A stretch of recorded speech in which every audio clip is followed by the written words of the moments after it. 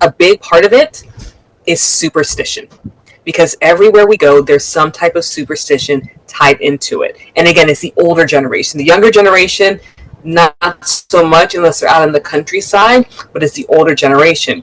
So in Vietnam, specifically, if you eat dog meat at a certain time of the month, it's supposed to cure you of bad luck. I'll take away all your bad luck. Welcome to the Teen Rockstar Entrepreneur Podcast. We're going to be discussing a very important topic today, the dog meat industry that is so big in so many parts of the world. The reason why we're going to be talking about this on the Teen Rockstar Entrepreneur Podcast is because of our following guest, Mel Andre, who is the director and producer of the documentary film Dog Meat, which is now in post-production and is being entered in several film festivals around the world. Mel Andre has been a guest on our podcast before. She was one of our first guests, and she came on talking about her best-selling book and her mentoring, and we wanted to bring her back to show you that when you master your skills, which we all have, and you define your purpose, the universe opens doors and shows you the way. It will connect you with the right people. It will put you in places that will allow you to accomplish your mission. Here is a documentary trailer. He killed the dog. He ate it. The way the meat's being sourced is stolen pets. Like our dog have been stolen. This kind of underground illegal network, people who really enjoy dog meat. So the dog meat trade in Southeast Asia is quite prolific. Dog meat industry here is horrendous, in my opinion. Dog meat industry is heavily controlled by the mafia. You do have laws that if they were applied, they would severely restrict the trade. Because if you don't take care of the dogs and cats, who will take care of them? Guys, welcome to another episode of the Teen Rockstar Entrepreneur Podcast, and we have a very special guest, Mel Andre, and Mel is an entrepreneur, best-selling author, and a documentarian, and we're super excited to bring her back on and hear about her new journey. I am super interested in what you're doing right now, so why don't we get into it, Mel? Why don't you tell everyone a little bit about you, and we'll start into your latest project and talk about that. Sure, perfect. I'm so excited to be back on the podcast. A little bit about me. You gave such a great intro. So I make documentaries. I'm a writer, journalist, entrepreneur. But right now, my main focus is this documentary that I am working on. And it's all about dog meat. The people trying to stop the dog meat trade here in Southeast Asia. Yeah, and how did you decide to do this actual documentary? Because I know you've been into filmmaking. I know that you had your show. So it's been an evolution. I can see how you've gotten here. But how did you get here precisely? Perfect. So I'll answer your question. I'm going to swing back around to something else because it's so interesting how I came back to making documentaries. Because the first time I tried to make a documentary was when I was 18, but we'll swing back around that way. So I've been making documentaries for a couple years now. I've been in a couple film festivals, and most of my documentaries have to do with giving a voice to, I would say, the voiceless. When the whole George Floyd riots happened, the George Floyd protests, happened in D.C. during COVID, I was visiting my parents, got stuck in D.C., and did a whole documentary on my cell phone because all of my equipment was actually in California and I was in DC. So giving voices to the voiceless. And one day I was speaking, and I myself am a vegan, and I was speaking to people about dog meat. And I realized that people in the West didn't know what was going on. It was one of two things. So the first thing was people didn't know that people actually ate dog meat. They thought it was just a myth. And then the second thing is people who were aware of it thought that people in the East, and again, very few places, were eating dog meat because of poverty. And that's not true at all. especially in Vietnam, where it's, I guess you can say, the epicenter of it. It's actually more expensive than all the other cuts of meat. It's like the equivalent of eating filet mignon. So when I realized it is something that people just don't know, I decided, one, I wanted to give a voice to the voiceless, which are the dogs, and I wanted to give a voice to the people who are working like tirelessly trying to stop the dog meat trade, because, and again, this is something that most people don't know, is that the majority of dogs entering into the dog meat trade are actually kidnapped pets. So, wanted to give a voice to a lot of people, the people who are losing their pets, the animals themselves, and there's a lot that goes into the dog meat trade that's pretty gruesome. I don't know. Personally, I don't know if I could do it. I would probably spend my entire time filming and crying. That's probably how I would be. So I commend you, because it has to be very difficult. Being an animal lover, having a pet. Now explain to us, why are they promoting this? Is this a money thing? Is this that the cattle industry is not feasible? What is the reason that they are pushing something that is, to me, so vile? So it's really odd, because the majority of the population in all of South, it gives them a bad light. Many people are animal lovers history, and there's not a lot of money in it to the point where it's pink. A big part of it is superstition, because everywhere we go, there's some type of superstition tied into it. And again, it's the older generation. The younger generation, not so much unless they're out in the countryside, but it's the older generation.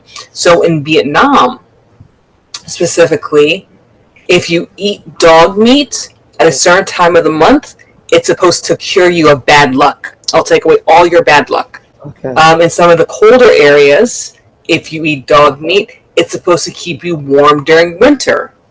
In some areas, if you eat dog meat and you're a man, it'll help you in certain aspects of manhood.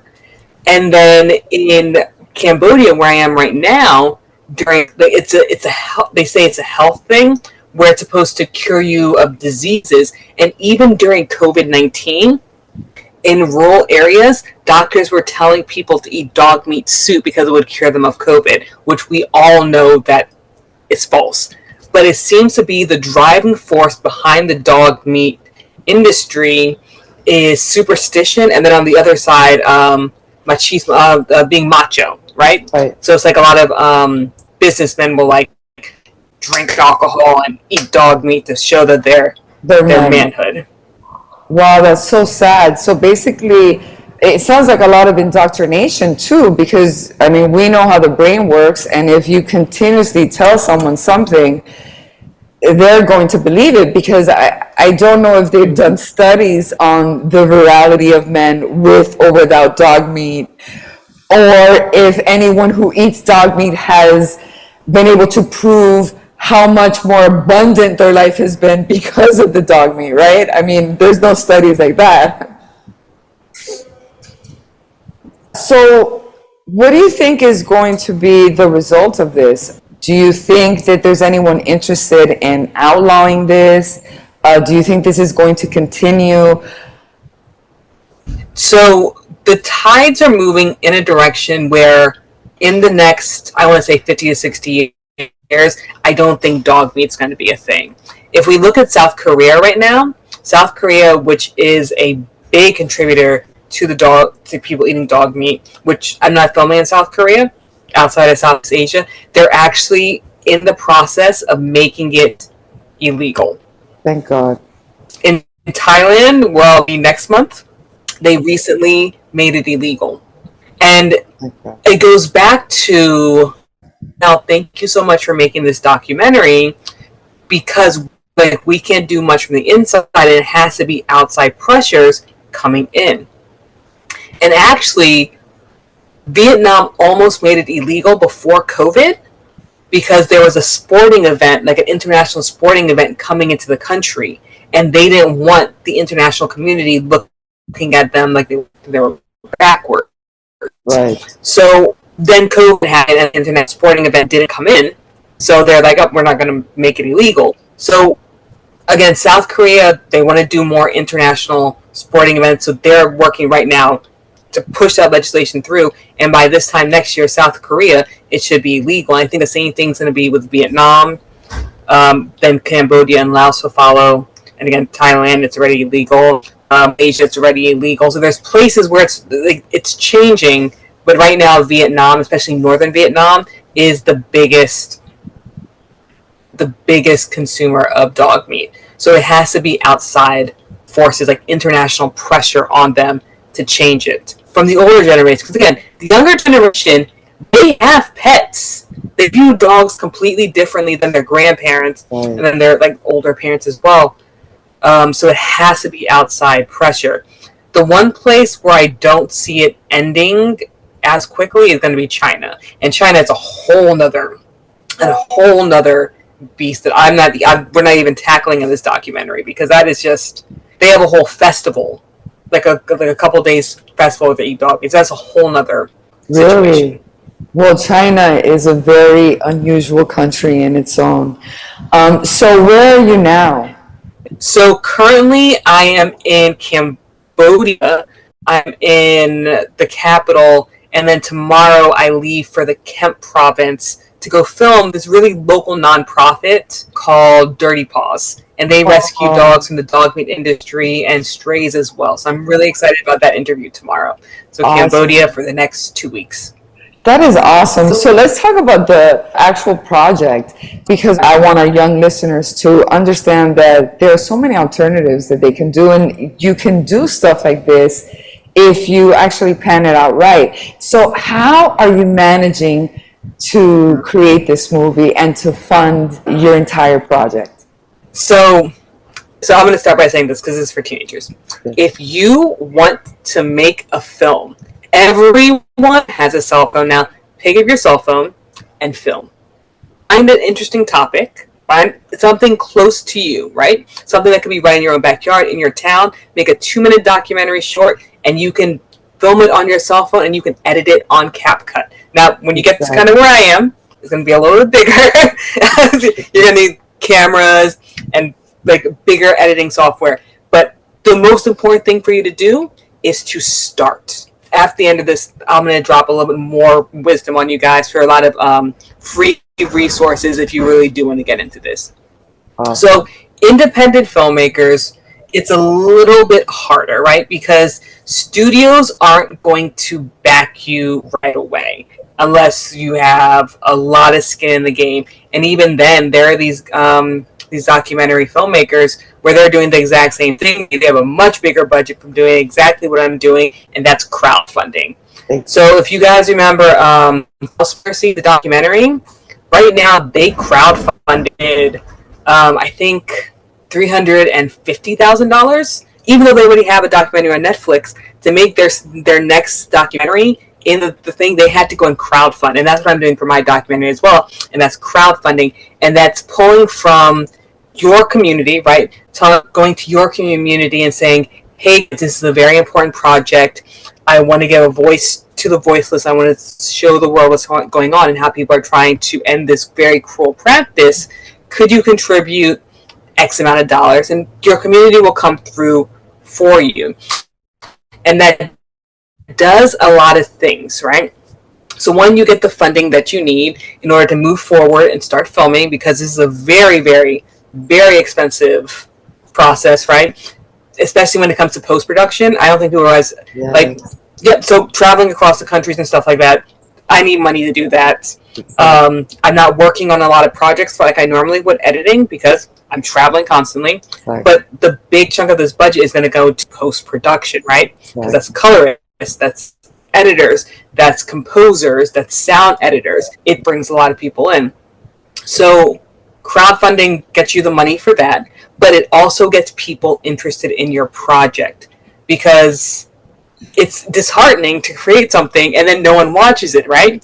Yeah. So once you start pulling from your community and they contribute whatever they want to contribute, they now have a vested interest into your project. So they want to see the process, how things are coming along. They want to see where you're going, how you're filming. They're excited to see when it comes out. They want to sit down and see it, and they want to have that special VIP. I feel that it's a genius concept because what it does is it creates a fan base already before you have the film. So you have people that are rooting for you already before it comes out. And because, like you said, they're not only financially invested now, but they're emotionally invested because now they want to see it through. So I feel like it's a great support system on both sides. So that's why I always say crowdfunding to me is one of the greatest things that has happened for independent entrepreneurs and especially filmmakers, because it not only gives them the fun, but now it gives them that community that you need so much when you're starting a new project. So I think it kills two birds with one stone. When do you think that you will have your film out, and what are your plans once you have this film edited and past post-production in your hands? So with this project, I told everyone I was going to take it slow, which is another great thing about crowdfunding, right? Because you don't have to answer to investors. When you have to answer to investors, they're like, exactly. And with this project, I wanted it to be able to be slow, take the time, and actually catch the story that's unraveling, because there's a lot, and then to follow the story. So filming is going to last anywhere between 6 months to a year. I've already been out here for a little bit over 3 months. I'm in the third country. I think I can get everything I need in 3 more months, but I'm not rushing it. I'm going to see where the story goes. There's a couple of bigger nonprofits I'm waiting to hear back from. And then from there, post-production, again, will take another 6 months to a year. So this project altogether will either be done by the end of 2024 or at the beginning of 2025. So it does take a while. If you're making smaller documentaries, don't those happen quick, right? But these bigger ones, they take time, especially when you have more and more people putting their hands on it. Because I can give someone a deadline, but I want the best product coming back. So working with the team and seeing, but estimate is either going to be late 2024 or early 2025. After we get it out, there's a couple things that's going to happen. And there's a couple different ways that you can go about it with yours. So like I said, at the end, I'm going to drop wisdoms about exactly how you can do it. But with this process, what we're going to do is we're going to enter into film festivals. So as I'm entering into film festivals, and these are the big film festivals, right? Yeah. We've had other projects that's been in smaller film festivals, but the ones that we want to enter into are the Oscar qualifiers. So once we put it into those film festivals, those big film festivals, we're going to see who would possibly want to purchase it. My fingers crossed, right, is Netflix. Everyone wants their documentary on Netflix. I think there's still a possibility with Netflix, but the way that the documentary is unfolding, I wouldn't be surprised if more cable documentary channels buy it, like an HBO, because HBO has documentaries. But just because you're aware of what people are buying, what the networks are buying. Right now, Netflix seems to be heavily invested in true crime. So unless there's a turn, so true crime and war atrocities is what Netflix is buying right now. But we'll see. I still have a good year or two. So running through the film festivals, see who's going to buy it, and then also getting an agent. So picking up an agent. So not only am I parlaying with people at film festivals about purchasing it, but I have an agent working in my corner who already is affiliated with various streaming channels. So at the very least, I know it always have a home on Amazon because I have my documentaries on Amazon Prime already. So end of the day, Amazon Prime, if nothing else. Exactly. I'm sure you will get it. Absolutely. And it's such an important subject. And I wanted to ask you before continuing, do you think that it's a lack of compassion? Or because I've noticed when I was in Europe, in Spain, some of the older people, they were not used to having pets. And now that their kids were having pets, they looked at the pet as a bother, not as a member of the house, and I know a lot has to do with customs. And so I wonder, is it a custom? Is it that they don't have compassion for this animal because they don't see it as a family member or something like that? So I'm going to go down a bit of a history lesson. Eating dog meat isn't as old as people think it is, right?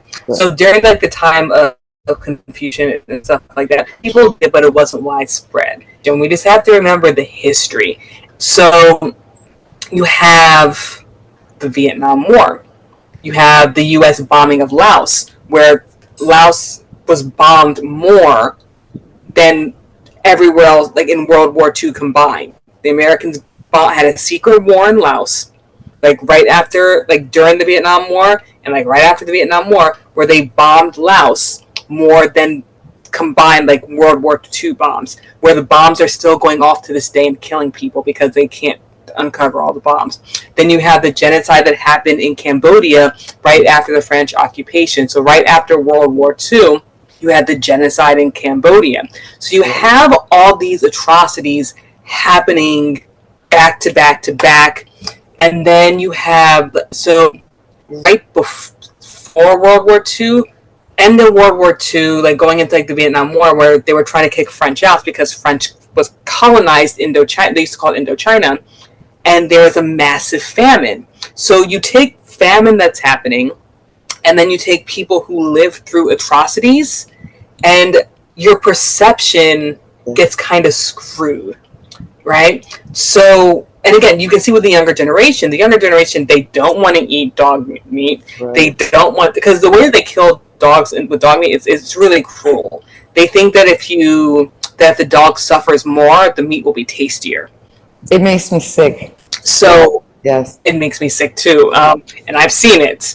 So also, we're making changes to the documentary to make it more palatable for a Western audience. Little side note: so there's been a couple of dog documentaries that have been out, and most people haven't been able to watch them because they think it's too gruesome. So for this documentary, you'll see here or there the restaurants and the dogs. We're not going to put too much of that gore in it because we want the message to reach more people.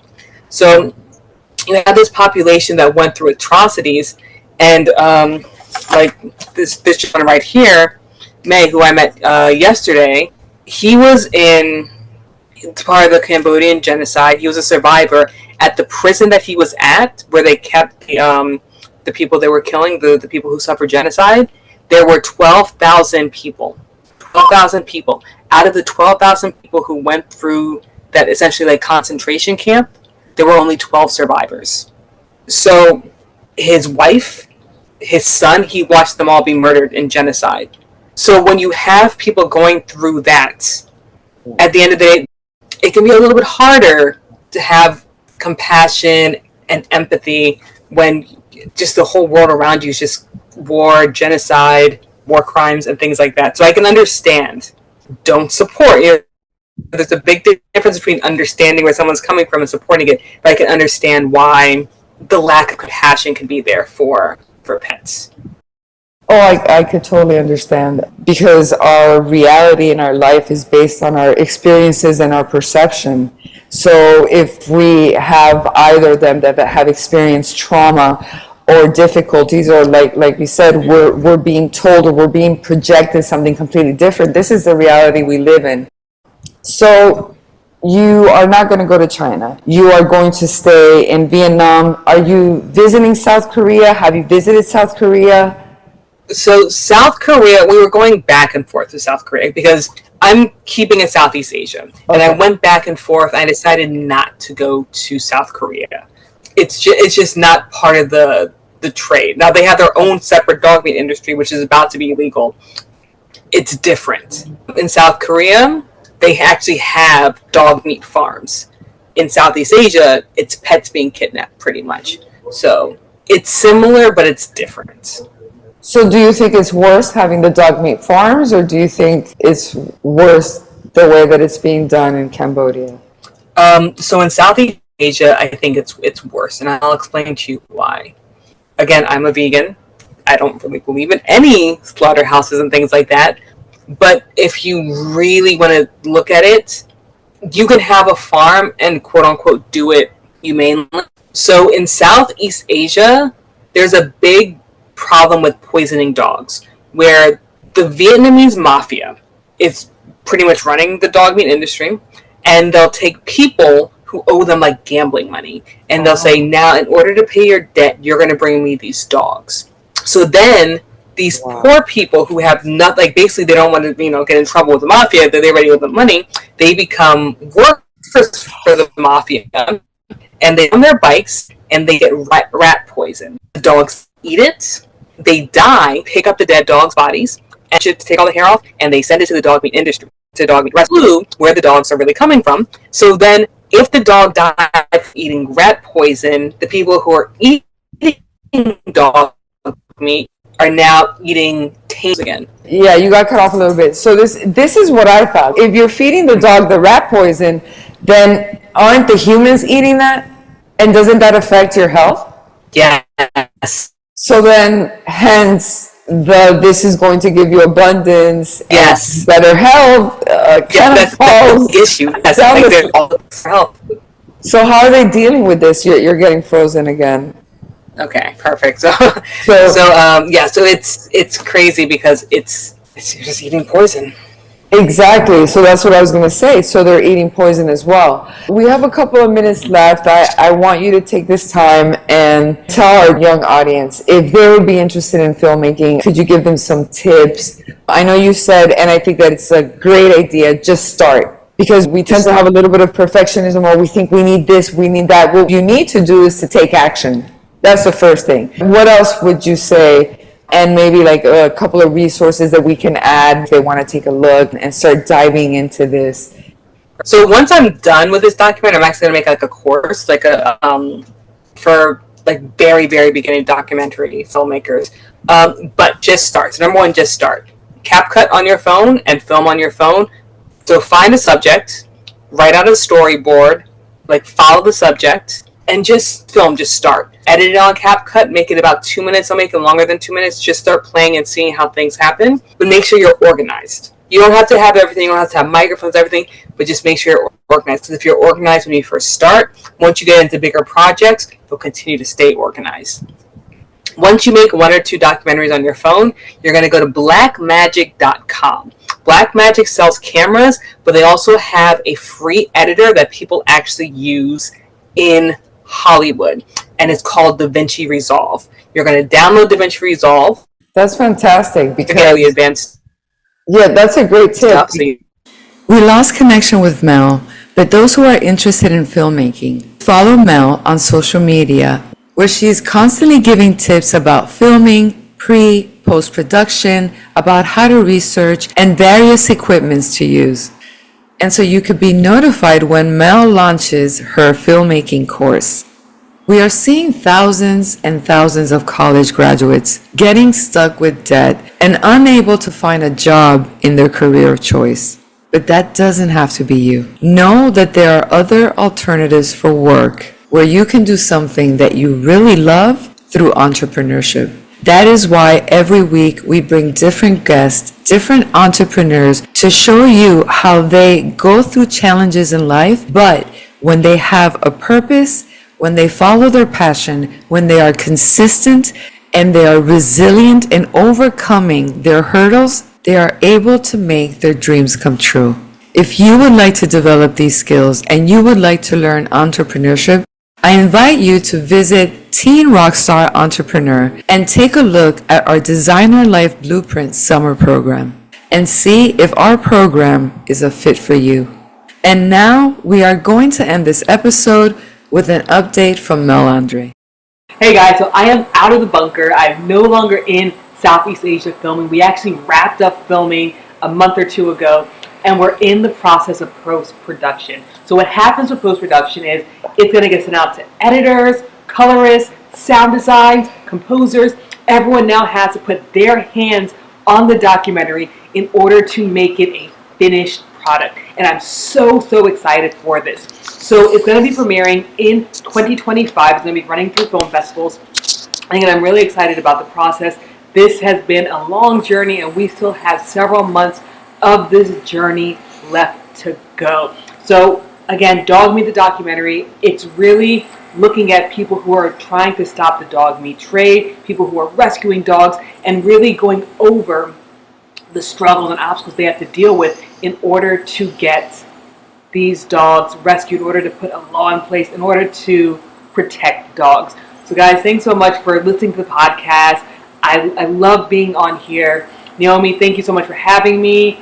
And as you can see, I'm no longer filming. I'm in a bit of a brighter place now. So guys, thanks for tuning in. And I can't wait to see you guys wherever you guys watch your documentaries. Have a good one. Hey Rockstars, that wraps up another electrifying episode of the Teen Rockstar Entrepreneur Podcast, where we dive deep into the journeys of incredible minds shaping their destinies in the world of business, solo, and entrepreneurship.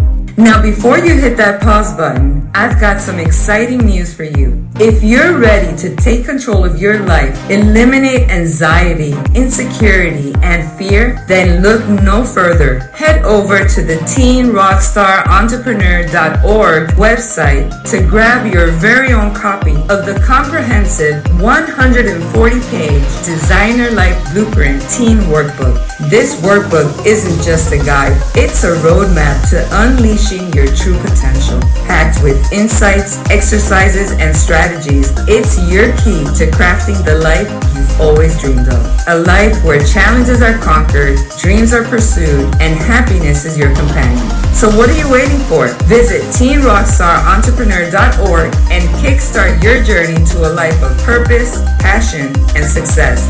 Stay inspired, stay motivated, and remember, your journey is just getting started. Until next time, keep rocking and rolling towards your dreams.